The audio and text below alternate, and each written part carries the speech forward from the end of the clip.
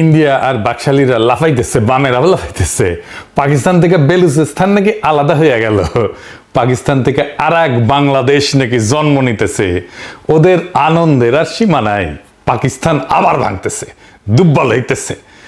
এরা বেলুচিস্তানের প্রেমিক হয়ে গেছে একেবারে। আপনি জানেন তো 71-এর 25শে মার্চ বাঙালিদের উপরে যে পাকিস্তানের ব্যাটালিয়ন ঝেপে পড়েছিল না, সেই অপারেশন সার্চলাইট নাম নিয়ে, এটা ছিল বালুচ রেজিমেন্ট। তাও এদের বালুচ প্রেম আকাশে তুলেছে। এইদিকে যে মোদির গঠিত কক্রোচ জনজাতির টলায় দিতেছে, ওই হুশ তাদের নাই। বেলুচিস্তান নিয়ে পাকিস্তানের কিছু সমস্যা তো আছেই, কিন্তু সেই সমস্যাটা কি? এটা কি বিচ্ছিন্নতার দিকে যাবে?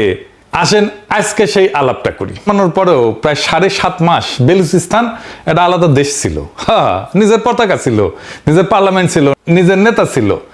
সেই দেশ কই গেল? আজকে আমরা বেলুচিস্তান বলতে একটা প্রদেশ বুঝি পাকিস্তানের, কিন্তু 47 সালে এই নামে কোনো একক জায়গা ছিল না। 4টা আলাদা টুকরা ছিল, 4 রকম শাসন। এক টুকরা ছিল ব্রিটিশ বেলুচিস্তান। এখানে কোনো রাজা নাই, ব্রিটিশরা নিজেরা শাসন করত, নিজেদের অফিসার দিয়া। আর এই ব্রিটিশ বেলুচিস্তানের ভিতরেই আছে কোয়েটা, আজকের বেলুচিস্তানের রাজধানী।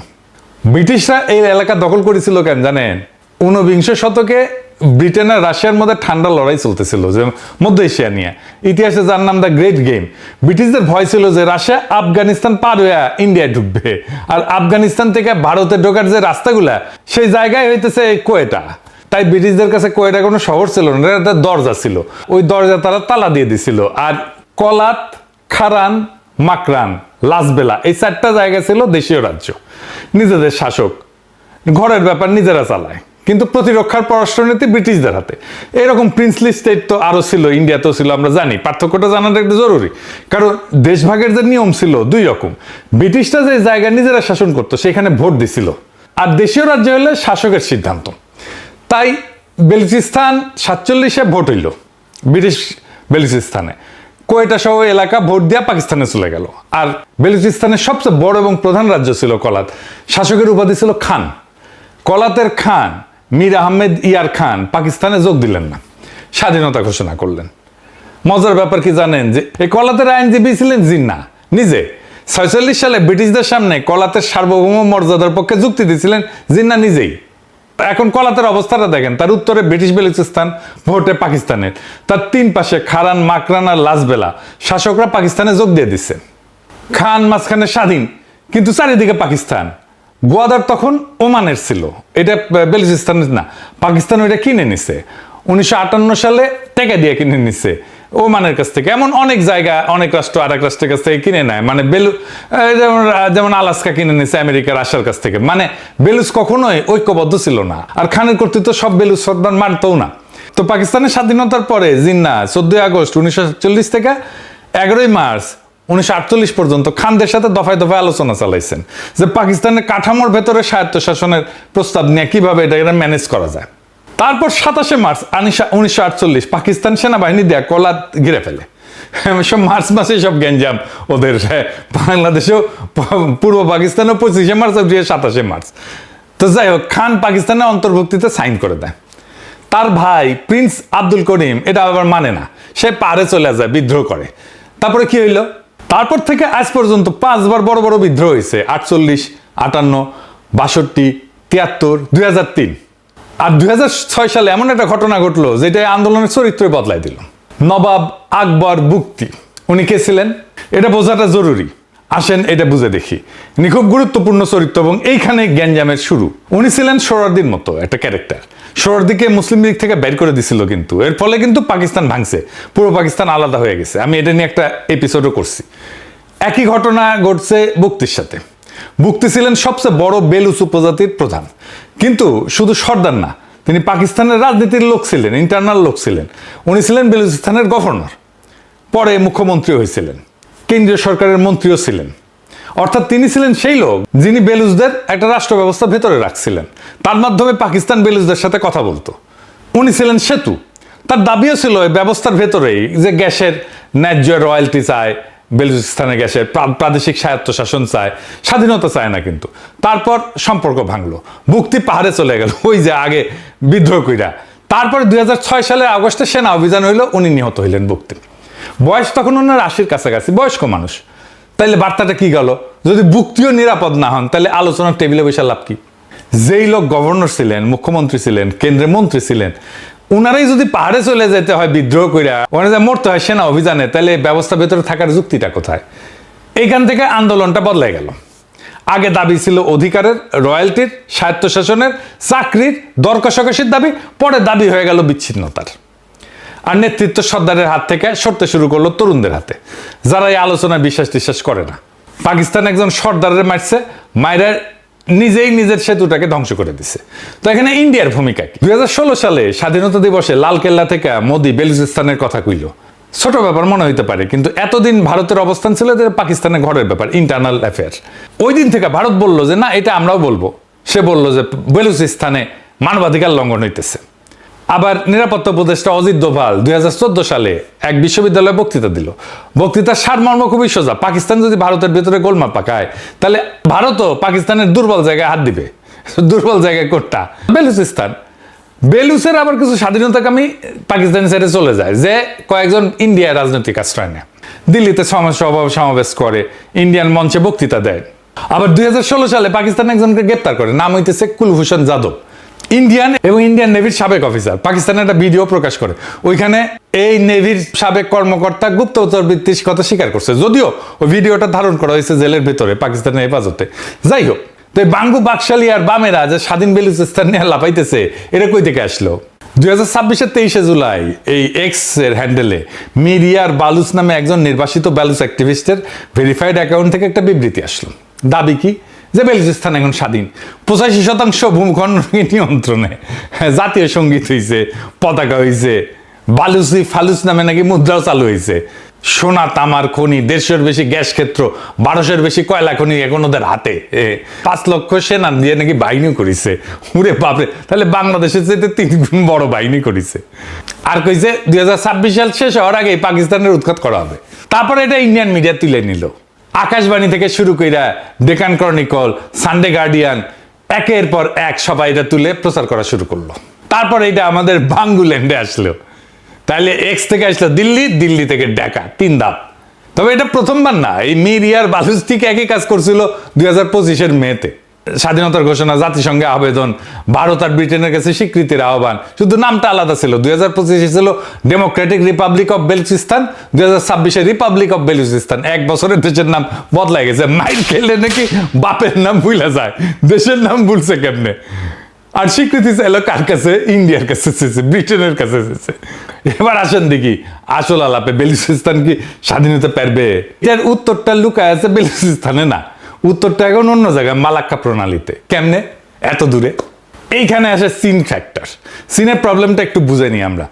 চীন পৃথিবীর সবচেয়ে বড় তেল আমদানিকারক, কিন্তু কারখানা চলে তেলে, গাড়ি চলে তেলে, সেনাবাহিনী চলে তেলে, কিন্তু চীনের নিজের তেলের কোনো খনি নাই, আসে মিডল ইস্ট থেকে, আফ্রিকা থেকে। আর সেই তেল জাহাজে করে আসে একটাই রাস্তা দিয়া, মালাক্কা প্রণালী। মালয়েশিয়া আর ইন্দোনেশিয়ার মাঝখানে একটা সরু গলা। চীনের আমদানি করা তেলের প্রায় 80% আসে এই গলা দিয়া। আর এই গলার সবচেয়ে সরু জায়গাটা প্রস্থ কত জানেন? 2.8 কিলোমিটার। কয়েকটা যুদ্ধজাহাজ যদি ওইখানে দাঁড়ায় যায়, পাহারা দেয়, পৃথিবীর 2য় বৃহত্তম অর্থনীতির শ্বাসনালী বন্ধ হয়ে যাবে। আর ওই এলাকায় কার নৌবহর করে? আমেরিকার নৌবহর করে, ইন্ডিয়ান নৌবহর করে, দুইজনে তো চীনের প্রতিদ্বন্দ্বী, তাই না? তো এইটারে স্ট্র্যাটেজিস্টটার নাম দিছে মালাক্কা ডিলেমা। এটার সমাধান কি? সমাধান একটাই, বিকল্প রাস্তায় জাহাজ যদি মধ্যপ্রাচ্য থেকে সরাসরি তেল আনে, তাহলে কেমনে আনবে? মধ্যপ্রাচ্য থেকে সরাসরি পাকিস্তানে তেল নামায় যদি, আর সেই তেল সড়ক এবং রেলপথে চীনে চলে যায়, তাহলে মালাক্কা লাগেই না। এই পরিকল্পনার নাম হচ্ছে CPEC, China Pakistan economic corridor. 3000 kilometre সংযোগ, চীনের পশ্চিম প্রান্ত থেকে আরব সাগর পর্যন্ত। আর করিডোরের শেষ মাত্র সমুদ্রের দরজা হচ্ছে গোয়াদার বন্দর, বেলুচিস্তান। হ্যাঁ, অঙ্কটা বুঝিছেন? মালাক্কা দিয়ে ঘুরে তেল চীনে পৌঁছাতে লাগে 12,000 কিলোমিটার পথ লাগে, আর গোয়াদার দিয়ে গেলে 2000, 6 ভাগের 1 ভাগ। কম খরচ, কম সময়, আর শত্রু নৌবহরের নাগালের বাইরে। বেলুচিস্তানের মাটি এখন সেই জন্য শুধু পাকিস্তানের প্রদেশ না, এই মাটি চীনের জ্বালানি নিরাপত্তার একটা অংশ হয়ে গেছে। বেলুচিস্তান স্বাধীন হলে কি হবে? চীনের $65 বিলিয়ন বিনিয়োগ আটকা পড়ে যাবে। মানে মালাক্কা ডিলেমার যে সমাধান একমাত্র, সেটা চীনের হাতছাড়া হয়ে যাবে। চীন সেটা হইতে দিবে? তাই চীন সবসময় স্বাধীন বেলুচিস্তানের বিপক্ষে দাঁড়াবে, সেটা পাকিস্তান প্রীতি থেকে না, অঙ্গ থেকে। আর চীন বাধাটা দিবে কোথায়? কোনো দেশ স্বাধীন হয় কাগজে তো না, মাটিতে। স্বাধীনতা আসে আগে মাটিতে জিতে, স্বীকৃতি আসে ঘটনার পরে। ঘটনাটা আগে ঘটতে হয়। এখন বেলুচিস্তানে ওই ঘটনা ঘটতে হইলে কি লাগবে? পাকিস্তান রাষ্ট্রে ওই মাটিতে হারাইতে হবে, আমরা যেভাবে হারাইছিলাম বাংলাদেশের মাটিতে। আর চীন ঠিক এটাই হইতে দিতেছে না। $65 বিলিয়ন ওই মাটিতে বাধা আছে। মালাক্কার বিকল্প রাস্তা ওই মাটির উপর দিয়া। তাই চীন পাকিস্তানরে দেয় অস্ত্র, নজরদারি প্রযুক্তি দেয়, কূটনৈতিক ঢাল দেয়, আর অর্থনৈতিক অক্সিজেন দেয়। প্রত্যেকবার পাকিস্তানের অর্থনীতি যখন ভাঙনের মুখে যায়, চীন ঋণ দেয়। প্রত্যেকবার যখন বেলুচিস্তানে অভিযান লাগে, অস্ত্র লাগে, সেটা চীন দেয়। তাহলে বেলুচদের লড়তে হয় পাকিস্তান সেনাবাহিনীর সাথে, কিন্তু ওই সেনাবাহিনীর পিছে দাঁড়ায় আছে একটা পরাশক্তি, যার নিজের তেলের রাস্তা ওই মাটির উপর দেওয়া যায়। এটা কোনো কূটনৈতিক বাধা না, এটা একটা স্ট্রাকচারাল বাধা। আবার এই চাইনিজরা আসাতে এই প্রজেক্টে বিদ্রোহীদের একটা নতুন ক্ষমতা দিছে, এর সাথে সেই ক্ষমতাটাও হয়ে গেছে বিদ্রোহীদের জন্য নতুন ফাঁদ। কেমনে? 2015-র আগে বেলুচ বিদ্রোহীদের অবস্থা কি ছিল? তারা লড়তো পাকিস্তান সেনাবাহিনীর সাথে, সেনা চৌকিতে হামলা করতো, পাইপলাইনে উড়াই দিত, রেল লাইন কাটতো। আর সেই খবর বেলুচিস্তানের বাইরে কেউ জানতো না, আমরা জানতাম না। পাকিস্তানের ভিতরের একটা প্রদেশে গোলাগুলি একটা আন্তর্জাতিক মিডিয়ার কাছে কোনো খবরই না। তারপরে চীন যখন আসলো, সিপিইসি প্রজেক্ট যখন হইলো, চীনা প্রকৌশলী আসলো, চীনা শ্রমিক আসলো, চীনা কূটনীতিক আসলো, চীনা টাকা আসলো, আর বিদ্রোহীদের হাতে হঠাৎ একটা নতুন লক্ষ্যবস্তু আসলো। 2018-তে করাচির চীনা কনসুলেটে হামলা হইল। এরপর একের পর এক চীনা প্রকৌশলীদের বহরে হামলা, গোয়াদারে হামলা, চীনা নাগরিকদের উপরে আক্রমণ। এখন খবরটা আর পাকিস্তানের একটা প্রদেশের গোলাগুলি না, এখন খবরটা চীনা নাগরিক নিহত। এটা বেইজিং পর্যন্ত যায়, এটা আন্তর্জাতিক মিডিয়ায় চলে যায়। এখন বেলুচিস্তান লিবারেশন আর্মি, ওদের যে সশস্ত্র গ্রুপ, ওদের হাতে এমন একটা কার্ড আসলো যা আগে কোনোদিন ছিল না। তারা এখন একটা পরাশক্তিরে ব্যথা দিতে পারে, কিন্তু ওই কার্ড দিয়ে স্বাধীনতা কেনা যায় না। কেন? বিদ্রোহীরা মনে করে যে চীনরে যথেষ্ট ব্যথা দিলে চীন পিছিয়ে যাবে, বিনিয়োগ তুলে নেবে, পাকিস্তানের উপর চাপ দেবে সমঝোতার জন্য। কিন্তু বাস্তবে উল্টাটা ঘটে, চীন সরে যায় না। কারণ ওই মালাক্কার বিকল্প রাস্তা তো একটাই, ওইখান দিয়ে। তাহলে চীন কি করে? চীন পাকিস্তানকে বলে নিরাপত্তা নিশ্চিত করো, আর পাকিস্তান সেটা কিভাবে করে? আরো সেনা পাঠায়, আরো অভিযান করে, আরো নজরদারি করে। চীন অস্ত্র দেয়, নজরদারি প্রযুক্তি দেয়, আর চাপ দেয় আরো কড়া অভিযানের জন্য। ওদের আক্রমণটাই ওদের দমনের যুক্তি তৈরি করে। প্রত্যেকটা হামলা পাকিস্তান সেনাবাহিনীর একটা উপহার দেয়, একটা কারণ উপহার দেয়। চীনের কাছে আরো সাহায্য চাওয়ার কারণ, বেলুচিস্তানে আরো কঠোর হওয়ার কারণ। এরই ফাঁদ। বেলুচ বিদ্রোহীদের হাতে একটাই বড় অস্ত্র, চীনা স্বার্থে আঘাত। ওইটা ব্যবহার না করলে কেউ তাদের কথা শুনবে না, আর ব্যবহার করলে তাদের উপরে দমন পীড়ন আরো বাড়ে। যেইটা তাদের একমাত্র ক্ষমতা, সেটাই তাদের একমাত্র শৃঙ্খল হয়ে গেছে, একেবারে মাংকি চিপা। তার উপরে একটা ভূখণ্ডের আলাদা রাষ্ট্র হওয়ার যে বৈশিষ্ট্য লাগে, তার কিছুই নাই বেলুচিস্তানে। 1933 সালের মন্টেভিডিও কনভেনশন বলে যে রাষ্ট্র হইতে 4টা জিনিস লাগে: স্থায়ী জনসংখ্যা, এদের জনসংখ্যা 1.5 কোটি মাত্র, যাই হোক আছে মোটামুটি। একটা নির্দিষ্ট ভূখণ্ড লাগে, ঠিক আছে বুঝলাম, আছে সীমানা আছে, কিন্তু নিয়ন্ত্রণ কার হাতে? নিয়ন্ত্রণ লাগে। কার্যকর সরকার তো নাই, প্রশাসন, বিচার, রাজস্ব আদায়, কর্তৃত্ব প্রয়োগ কোনোটাই নেই। উল্টা জুলাইয়ে 2026-এ প্রাদেশিক সরকার ক্যাবিনেট মিটিং করতেছে। অন্য রাষ্ট্রের সাথে সম্পর্কের ক্ষমতাও তো তাদের নাই, কেউ সম্পর্ক করতে রাজিও না, দুইটায় ফেলতো। আর 1971-এর সাথে তুলনাই হলো, বাঙালিরা ছিল সংখ্যাগরিষ্ঠ পাকিস্তানের, নির্বাচনে জিতছিল। বেলুচরা পাকিস্তানের 5%-এরও কম জনগোষ্ঠী। পূর্ব পাকিস্তান ছিল 1200 মাইল দূরে, বেলুচিস্তান স্থলবদ্ধ, ল্যান্ডলকড। পাঞ্জাব থেকে সাজোয়াবহর ঢুকতে কোনো বাধা নাই তো।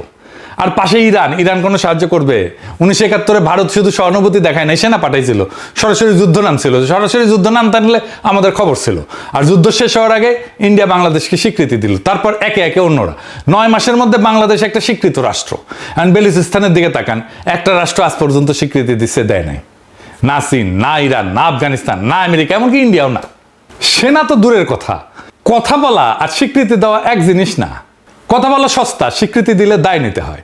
তার উপরে দেখেন 71-এ কার সাথে, বাংলাদেশের কার সাথে কথা বলতে হবে? একটা দল ছিল তো, আওয়ামী লীগ ছিল, একটা নেতা ছিল, একটা প্রবাসী সরকার ছিল, যার ঠিকানা ছিল, মন্ত্রী ছিল, রেডিও ছিল, একটা সেনাবাহিনী ছিল। যে কোনো দেশ চাইলে জানতো কার হাতে চিঠি দিতে হবে। এখন বেলুচিস্তানে কার হাতে চিঠি দিবে? বেলুচিস্তান লিবারেশন আর্মি আছে, সশস্ত্র, 3 দেশের সন্ত্রাসী তালিকাভুক্ত এরা। বিএলএফ আছে, আলাদা সংগঠন, আলাদা কমান্ড। আর নির্বাচিত বেলুচ জাতীয়তাবাদী দলও আছে, যারা পাকিস্তানের পার্লামেন্টেই বসে।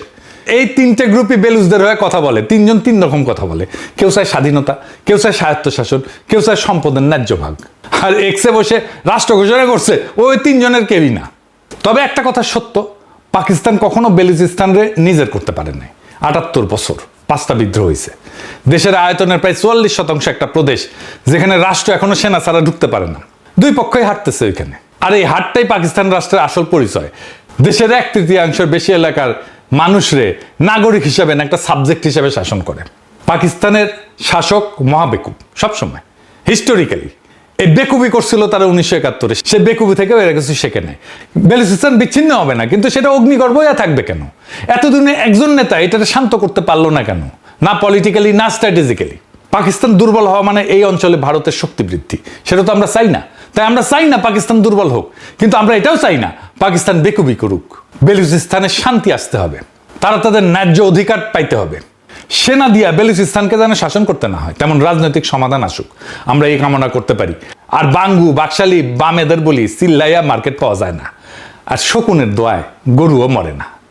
সাতক্ষীরা জামাত ইসলামের এমপি সাহেবের ঘটনা আপনারা সবাই দেখেছেন। গেল 2 দিন ধরে তার এই ভিডিও নিয়ে যদি কনক্লুশনে আসি, তাহলে বিষয়টা এরকম দাঁড়াবে যে ইয়েস, এই ভিডিওটা সত্য, তিনি অপরাধ করেছেন। তার এই এখন সে বিয়ে করেছে বা বিয়ে করবে, ওই মেয়ের সাথে যেই ঘরের ভিতরে যেটা নিয়ে কয়েকজন আপনার বাকবিতণ্ডা করছে, সেই ভিডিওটা দেখেও আমার যেটা মনে হয়েছে যে মেয়েটা স্বেচ্ছায় তার সাথে গিয়েছে এবং সম্ভবত বিয়ে হয়তো হয়েছে বা বিয়ে করতেও বোধহয় ওই মেয়ের কোনো সমস্যা নাই, এরকম কিছু একটা। কিন্তু তারা যেটা করেছে সেটা গোপনে করেছে, গোপনে আরেক জায়গায় গিয়ে করতে চেয়েছে। তো এটা বিবাহ বহির্ভূত হোক বা বিবাহ করেই হোক, যেটাই হোক, জামাত ইসলামের একজন নেতা এইটা যেটা করেছে এটা অপরাধ। অন্তত জামাত ইসলামের কাছে এটা বাংলাদেশের মানুষ আশা করে না। আমার বেশিরভাগ ফলোয়ার, আমাকে যারা পছন্দ করে, আমি যদি বিএনপিকে ধরি, বিএনপি আমাকে এই মুহূর্তে যদিও, যেহেতু আমি তাদের একটা অবস্থান নিয়েছিলাম নির্বাচনের সময়, তারা আমাকে হয়তো এখন 80 ভাগ বা 90 ভাগ মানুষ আমাকে পছন্দ করে। বাদবাকিরা, তাদের আমার প্রতি ক্ষোভ আছে, অভিমান আছে, অভিযোগ আছে। বাট তারাও ভারত বিরোধিতার কারণে আমার প্রতি তাদের ভালোবাসা আছে। বাট জামাত ইসলামকে যদি জিজ্ঞেস করি, আমি মনে করি যে 100% জামাত ইসলামের নেতা কর্মী তারা আমাকে পছন্দ করে। তো তাদের প্রতি আমার সত্যি খারাপ লাগছে যে এরকম একজন বয়স্ক মানুষ আমাকে যদি জিজ্ঞেস করেন, ভাই আমি সত্যি কথা আমি মারা যাইতাম, আমার পক্ষে পৃথিবীতে বেঁচে থাকা এরপরে এটা সম্ভব হইতো না। তো তিনার মতো একজন মানুষ এটা করার পরে সেটা আমি আমার ফেসবুকে দিয়েছিও। আমার আগেই যদিও এটা ভাইরাল হয়ে গিয়েছিল, আমি দেওয়ার পরে আমার শুভাকাঙ্ক্ষী যারা, আমার জামাত ইসলামের কেন্দ্রীয় কোনো কেউ না, বাট অনেকেই আমাকে ফোন করেছেন যারা আমাকে পছন্দ করেন, যে ইলিয়াস ভাই আপনিও ভিডিওটা দিলেন কেন এটা না দিয়ে। দেখেন ভাই, আপনাদের একটা কথা বলি, জামাত ইসলাম ফেরেশতাদের দল না, এটা মানুষের দল। সাহাবীদের ভেতরেও কিন্তু আমি যদি একজনের কথা বলি, মুয়াবিয়া রাদিয়াল্লাহু তাআলা আনহুর কথা বলি, তার পক্ষে বিপক্ষে কিন্তু কথা আছে। হ্যাঁ, অনেকে মনে করেন তিনি আমাদের একজন বিশাল সম্মানিত একজন ইমামকে তিনি হত্যার সাথে জড়িত, অনেকেই বলে থাকেন। তো আমি ওই বিতর্কে যাচ্ছি না, সেটা বলার জন্য বাংলাদেশের অনেক আলেম আছে, তারা এটা নিয়ে কথা বলেন। তো জামাত ইসলাম সাহাবীদের, মানে জামাত ইসলাম না, আমরা তো বহু পরের, আমরা সাহাবীদের পায়ের নখের সমান যোগ্য আমরা না। তো তারা যদি ভুল করতে পারেন, তাহলে আমরা এটা জামাত ইসলামের মতো একটা সংগঠন বা আমাদের মতো সাধারণ মানুষ আমরা ভুল করতেই পারি, এটা খুবই স্বাভাবিক একটা ব্যাপার। আমি মনে করি ভাই, আপনাদের এই দায় ঘাড়ের মধ্যে না নিয়ে আপনি তাকে পানিশমেন্ট দেন। আপনাদের এইভাবে বলা উচিত যে জামাত ইসলাম একটা মানুষের দল, আমরা মানুষ মাত্রই ভুল হইতে পারে। সো আমরা তাকে পানিশমেন্ট দিয়েছি, দল থেকে পদত্যাগ বহিষ্কার করেছি, ব্যাস শেষ, এই পর্যন্তই। এরপরে সে বিষয়টা নিয়ে, যেহেতু বাংলাদেশ শরিয়া আইন হইলে তো তাকে হত্যাই করা হইতো, আমি মনে করি এখন সে তার বিষয়টা আল্লাহর সাথে ডিল করুক। আল্লাহ যদি তাকে ক্ষমা করেন বা তিনি যদি আসলে বিয়ে করে থাকেন, তাহলে তাকে বিয়ে করে ঘরে নিয়ে যাক। অনেকেই বলছেন যে তার বয়স, এত বয়স, ওনার মেয়েটার বয়স ছোট ভাই শাওন যখন দাদার সাথে যায় লুটুপুটু খেলে, তখন বয়স হয় না? শাওনের বয়স তো ছোট, শাওনের দাদার চাইতে শাওনের বয়স হুমায়ুন আহমেদ কাকার চাইতে তার বয়স ছোট ছিল না? তো দাদার সাথে সে খেলে নাই, আগাম কুয়াম করে নাই, মুনাসপল্লি টল্লি বিভিন্ন জায়গায় খেলা টেলা তো আগেই করছে, করে তারপরে যা বিয়ে করছে। তো এগুলোতে সমস্যা হয়নি, জামাত ইসলাম উনি করছে, এই জন্য সমস্যা হয়েছে। এখন জামাত ইসলামের ভাইদেরকে বলবো, জামাত ইসলামের নীতি নির্ধারণী পর্যায়ে যারা আছে তাদেরকেও বলবো যে ভাই ওনার পানিশমেন্ট দেন, ওনার দল থেকে বহিষ্কার করে তারপরে আপনি কলঙ্কমুক্ত হন। জামাত ইসলামের ভাই খালি উনি একা না, আমি সরাসরি বলি ওনার মতো এরকম আরো 4 জন 5 জন 10 জন 20 জন থাকতে পারে, এই একই কাজ তারা হয়তো গোপনে গোপনে করছে, ধরা পড়ে নাই তাই ভালো। আমাদের বাংলাদেশে একটা সমস্যা হইলো যে ধরা না পড়ছে যে সে ততক্ষণ পর্যন্ত সে ফেরেশতা, ধরা পড়লে তার মতো অপরাধ আর কেউ করে নাই। সবাই এখন উঠে পড়ে লাগছে জামাত ইসলামের ওই লোকের বিরুদ্ধে, সবাই অ্যাজ ইফ মানে বাংলাদেশের মানুষ মেয়েদের দিকে চোখ তুলে তাকায় না। অবাক হয়ে দেখতেছি ভাই, গোলাম ময়লা রনির মতো লোক যে বড় বউকে বলছে যে আমার মেশিন চলে না, ছোট বউর সাথে যায় মেশিন চালায়। আমার ইউটিউবে আছে, এখন আমার ইউটিউব চ্যানেলে যায়েন, সেখানে তার সেই ছোট বউয়ের পুরো অডিও আছে। ছোট বউরে বলছে যে ছোট বউর সাথে মেশিন চালায়, বড় বউরে বলছে আমার মেশিন কিন্তু ঠিক নাই। শুনছেন না? এই কথা তার নিজের বউ বলছে। তো সেই গোলাম মাওলা রনির মতো একটা লোক, কালকে আমি এই কিছুক্ষণ আগে একটা পেজে আপনার তার আমার টাইম লাইনে এসছে, সেখানে দেখি যে সে আমিরকে নিয়ে, জামাতের আমিরকে নিয়ে একটা পোস্ট দিয়েছেন। তো আমি সেখানে গেলাম, যাওয়ার পরে দেখেছি 8-10টা পোস্ট করেছে শুধু এই সাতক্ষীরার এমপি সাহেবের এটার বিষয় নিয়ে। বিশ্বাস করেন গোলাম ময়লা রনির বউয়ের যে অডিও আমি ছাড়লাম, ওইটা ছাড়ার পরেও আমার পক্ষে বাঁচা সম্ভব হইতো না। সেই ব্যক্তি এরকম কোনো ঘটনা যদি আমার আসতো, যদি বেঁচেও থাকতাম, আমি 4-5 দিন সোশ্যাল মিডিয়াতে আসতাম না। ও এই লোকের নিয়ে এগুলো বলে, লুচ্ছা তুই যে আকাম কুকাম করছিস, বড় বড় মেশিন চলে না বলে আরেক বেটিরে গোপনে বিয়ে করে তারপরে আরেক জায়গায় গিয়া থাকিস, তুই কেমনে এটা নিয়ে আলোচনা করতে আসছিস, এও কথা বলে। এখন অন্যান্য রাজনৈতিক দলের কথা যদি বলি ভাই, নাম ধরে বললাম না, কিন্তু সবার পাশার নিচেই না গু আছে, একটু হাত দিয়ে দেখেন বহু জায়গা থেকে। আপনাদের এই যে বিএনপির মহাসচিব মহোদয় আছে না, মহাসচিব মহোদয় নিয়ে আপনারা তো আলাপ টালাপ করেন না। আপনাদের মহাসচিব মহোদয় আপনাদের দলের কেন্দ্রীয় এক নেতা, যেই নেতা কোভিডের পরপর মারা গিয়েছে, তার বউরের সাথে লুটোপুটু করেছেন। শুধু তিনি একা না, দলের আরো 3-4 জন বহু বড় বড় মন্ত্রী তিনারা এখন তার সে বউর সাথে লুটোপুটু করেছেন। তো আমি মাঝখানে একটা দিতে চেয়েছিলাম না, কয়েক সেকেন্ডের একটা প্রোমো দিলাম না, ট্রেলার দিলাম, আপনার একটা পর্ব আসছে আগামীকাল। ওইটা দেওয়ার পরে কাপড় চোপড় নষ্ট হয়ে গেছিল বেশ কয়েকজনের। বিশাল বড় এক জায়গা থেকে ফোন করে তখন বললো যে ভাই নতুন একটা সরকার আসছে, আপনি এই মুহূর্তে এটা দিলে, তো দেই নেই, চেপে রেখেছে। কারণ বিএনপির সাথে তো আর আওয়ামী লীগের মতো অবস্থায় আমরাও যাইতে চাই না, বিএনপির সাথে তাল মিলায় চলে যেতে চাই যতক্ষণ পর্যন্ত তারা ভারতের সাথে আওয়ামী লীগের মতো নিজের পিছন পশ্চাৎ দেশ ভাড়া না দিয়ে দেয়। তাদের সাথে রাজনৈতিক একটাই থাকবে। আমি তো সরাসরি দাঁড়িপাল্লার ভোট চেয়েছি, আমি এখন আমার পদ দিবে বিএনপি, আমার কোনো সুযোগ সুবিধা দিবে, এই জন্য আমি ওই লেভেলের ছোট লোক জীবনে হয়েও নাই, আল্লাহ যেন মৃত্যু পর্যন্ত নাও করে। সামনের বার নির্বাচন যদি আসে, সামনের নির্বাচনে আমি হয়তো দাঁড়িপাল্লার ভোটই চাবো, যদি যদি এই অবস্থায় থাকে। আপনি যত কিছু দিয়ে বুঝান, যত আপনি বিএনপি করলে বিএনপির প্রতি আপনার ভালোবাসা থাকবে, বিএনপির প্রতি আপনার আবেগ থাকবে, সব ঠিক আছে ভাই, কিন্তু আপনি একটা এলাকায় যদি জামাতের আর বিএনপির লোকের ভাগাভাগি করেন, ওই আপনি ভালো মানুষ খুঁজতে গেলে আপনাকে যদি শতভাগ সৎ এরকম কোনো মানুষ খুঁজেন, সেই পার্সেন্টেজটা বিএনপিতেও আসে, বাট জামাতে সেটার সংখ্যা বেশি। এটা আমি মনে করি, আপনার কাছে এটার ভিন্ন কোনো মতামত থাকলে সেটা আপনার ব্যাপার, কিন্তু আমি মনে করি এটা। এখন সেই বিএনপির লোকজনও কিন্তু এটা নিয়ে ব্যাপক কোলাহল চলছে, তাদের ভেতরে খুব উত্তেজনা চলছে। তো করেন, সমস্যা নাই, যিনি এটা করেছেন তার এই পানিশমেন্টটুকু তার প্রাপ্য, এবং সেটা সে সোশ্যাল মিডিয়াতে পাচ্ছে। আমার মনে হয় তার পরিবারের মানুষজন এখন খুব খারাপ একটা অবস্থার ভেতরে আছে, যেহেতু জামাত ইসলাম করে ওই পরিবার বা যে এমপি সাহেব নিজেও হয়তো আমাকে খুবই পছন্দ করেন, তারপরেও তার বিরুদ্ধে আমি কথা বলছি, কিছু করার নেই, কারণ খারাপ যেটা সেটা আপনাকে বলতে হবে। জামায়াত ইসলামী যেদিন কিনা মানে এই রাস্তায় যাইতে থাকবে, তাদেরকেও আমরা ভারত বিরোধী বলতে বাংলাদেশে একদম শতভাগ যদি চিন্তা করি, সেটা জামাত ইসলাম। সেই দলের নেতা যদি ধরেন এটা ধরা না পড়তো, তাকে ভারতীয় এক ট্র্যাপের মধ্যে সে পড়তো, তাকে যদি ভারত করতো, বাংলাদেশে বহু রাজনৈতিক নেতা, বহু সেনা কর্মকর্তা, বহু পুলিশের কর্মকর্তা, আমলা, অনেককে ভারতে এইভাবে ট্র্যাপ দিয়ে তারপরে এই যে 15 বছর যেটা করেছে এটা করেছে তারা সারা জীবন।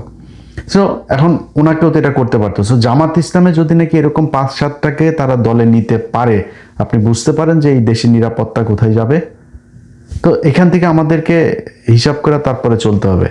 কিন্তু জামাত ইসলামের বিরুদ্ধে যেরকম বলছে, আমি কিন্তু এটা আমার পেজে দিয়েছি, আগেই বলছি। সো আমার বলতে পারবে না যে আমি পার্সিয়ালিটি করেছি। আবার এটাও মনে করেন না যে আমাদের হাতে বোধহয় আর অন্য কারোর কোনো কিছু নাই।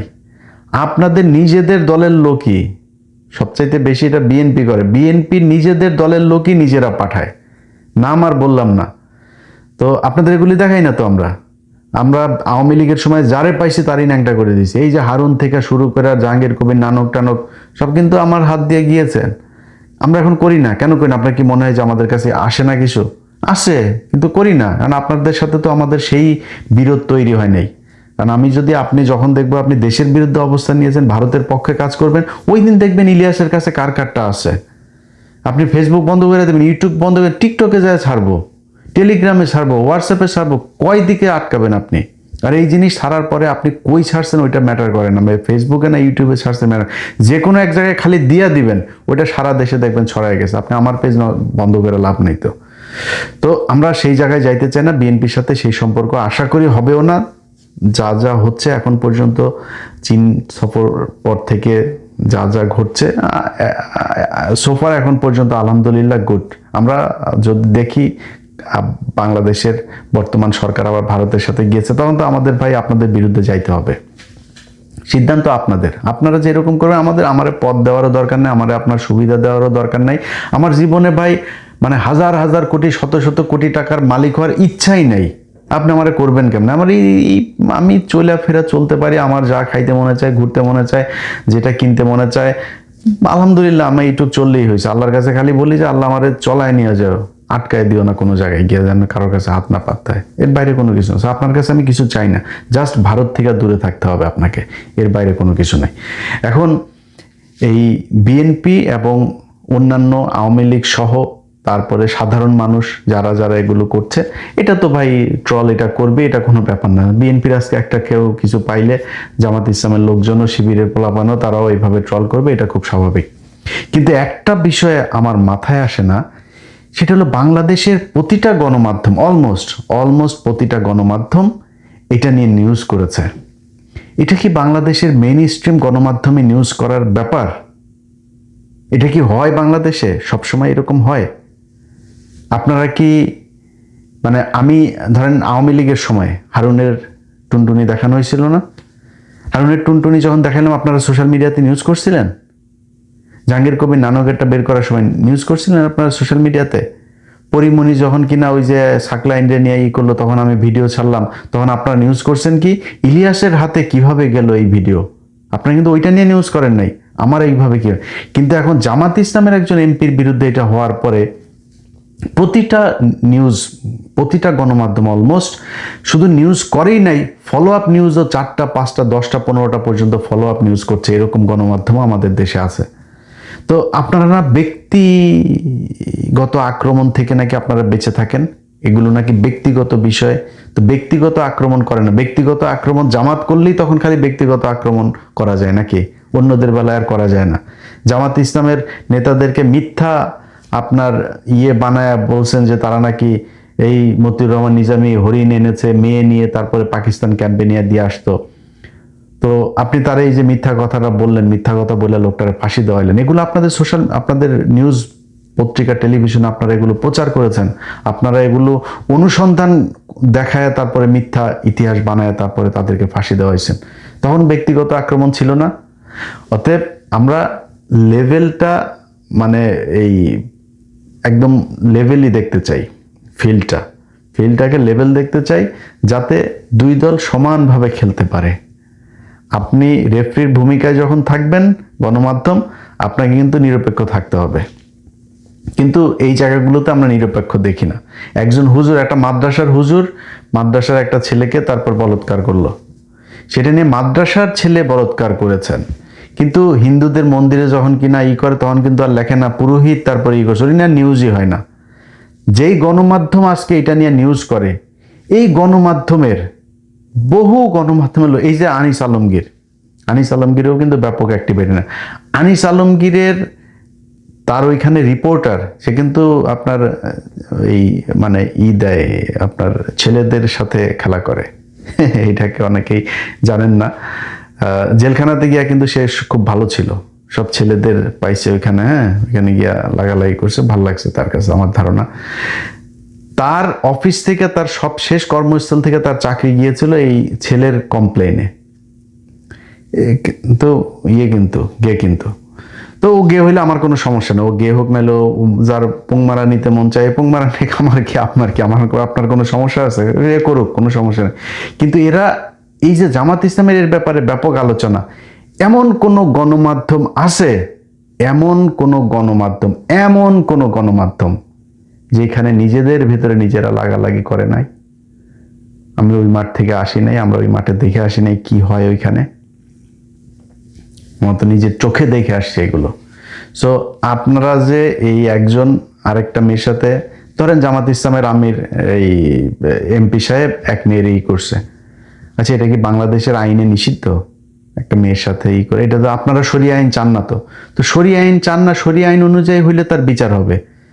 একটা মেয়ে যদি স্বেচ্ছায় আর একটা পুরুষের সাথে বাংলাদেশে শুইতে চায়, এটা তো বাংলাদেশের আইন আপনাকে অ্যালাউ করছে, আপনি সমস্যা নাই তো। আরেকজন ওইখানে ধরে নিয়ে বলছে পুলিশের কাছে, পুলিশের মেয়ে তোমার বলছে পুলিশের কাছে নিয়ে যাইতে, এটা কি কোনো আইন? কিন্তু এখন যে পরিস্থিতি তৈরি করা হয়েছে, মনে হয়েছে এইটা বিশাল বড় অপরাধ। এই একই অপরাধ যখন গণমাধ্যমের কর্মীরা করেন, বাংলাদেশের এমন কোনো জায়গা আছে রে ভাই, পুলিশ বলেন, আর্মি বলেন, আর্মির ভিতরে এরকম শুনেছি যে বউ পাল্টায়, জানেন? এটাই বাংলাদেশে ঘটেছে, এই বাংলাদেশে। এবং আপনারা না যায় না, আন্দাজে বলছি না, খুব কনফার্ম হয়ে তারপরে বলছি। তো এই হচ্ছে ঘটনা। আমরা গণমাধ্যমের কাছে এই যে এবার যেটা দেখলাম, সামনে যদি আবার কারোর বেটের হয়, গণমাধ্যম যেন আবার সেটা নিয়ে নিউজ করে, আমরা দেখবো না, তখন বুঝবো না যে আসলে ঘটনাটা কি। সবশেষ আবারও প্রিয় সংগঠন জামাত ইসলামকেই বলি, আপনাদের কাছে বাংলাদেশের মানুষের চাওয়া অনেক, আপনারা ক্ষমতায় যাইতে পারছেন কি পারেন না, এই সামনেও পারবেন কি পারবেন না সেটা বিষয় না, ওই বাংলাদেশের মানুষ আপনাদেরকে ভোট দিয়েছে, সামনেও ভোট দিবে আপনাদেরকে। এখনো মানে যদি ন্যায়ের পক্ষে সবচেয়ে বেশি মানুষ কোনো সংগঠনে থাকে, সেটা আপনাদের এখানেই আছে, এটা মনে করে বাংলাদেশের মানুষ। আরো দায়িত্বশীল হবেন, শুধু জামাত ইসলাম না, বাংলাদেশের যত রাজনীতিবিদ আছে, আপনাদের কাছে অনুরোধ থাকবে, ভাই আল্লাহর ওয়াস্তে, এই লোকটা আজকে যদি ভারতীয় ট্র্যাপে পড়তো, তাহলে ভারতের হয়ে কাজ করতো। আপনাদের ভেতরে অনেকে আছেন ভারতীয় হানি ট্র্যাপে পড়েছেন, আস্তে করে হয় বলে দেন যে ভাই আমার এরকম কিছু একটা আছে, বা সেখান থেকে সরে যান, বা ওই এই রাজনীতি থেকে সরেন, যে আমাকে দিয়ে আর ব্ল্যাকমেল করে কিছু করাইতে পারবে না, নাইলে দেশ থেকে বের হয়ে যান। সবচেয়ে সুন্দর যেটা হইতে পারে, মানুষের কাছে মাপ চান যে ভাই আমি মানুষ হিসাবে এই পাপটা করেছি, আমার যদি এরকম কিছু বের হয় আপনারা আমাকে মাফ করে দিয়েন, আমি দেশের বিরুদ্ধে যাইতে চাই নাই, এই জন্য আমি এটা স্বীকার করে নিলাম। কারণ আমাকে দিয়া, আমি যদি এটা স্বীকার না করতাম, তাহলে আমাকে দিয়ে ওরা এই ভিডিও দিয়া ওরা আমার দেশের বিরুদ্ধে এই কাজ করাচ্ছে, আমি সেটা করতে চাই না, এখন আপনাদের উপরে ছেড়ে দিলাম। বিশ্বাস করেন, বাংলাদেশের মানুষ আপনাকে সম্মানের চোখে দেখবে।